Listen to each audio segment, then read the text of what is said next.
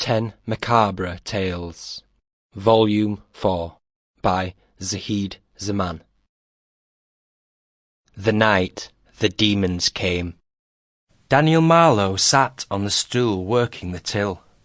Boy, it's busy. I hate the work, but I've got no choice. It is the only way I can pay my way through college. The boss knew this and often took advantage of the situation, making Daniel work unsociable hours or at short notice whenever somebody rang in sick. Daniel had only been there 6 weeks and already hated it.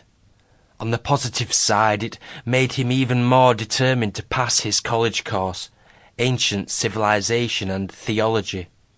He didn't really know what he was going to do once he passed, but it was the only subject that interested him and that he could handle. He disliked all other subjects with a vengeance, maths being his worst. He looked around the cafe. It was busier than usual. Good.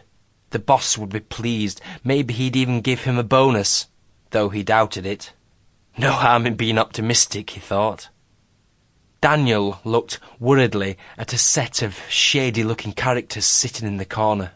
He hoped to God they weren't planning on robbing the store. He didn't know how he would react. He didn't think he could handle it. 2 of them wore suits, but the one with the long hair wore a long overcoat with what looked suspiciously like a shotgun bulge showing just underneath. He knew it wasn't a gun.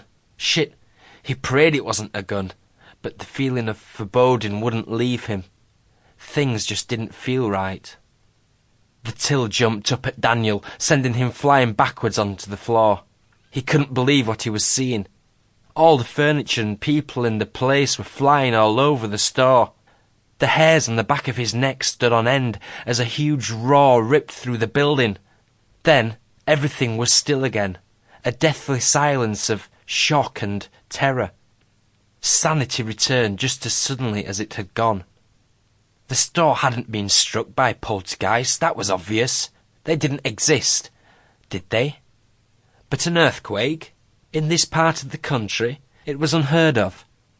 Glass and trays lay smashed everywhere. Furniture had been upended and splashes of blood were streaked across the walls. People lay helter-skelter, unmoving, in shock. A dark pool of blood slowly formed under one of the tables. The poor guy under it seemed to be dead, his head crushed by a table. Daniel was okay, apart from a few bruises. He'd live. Sample complete. Ready to continue?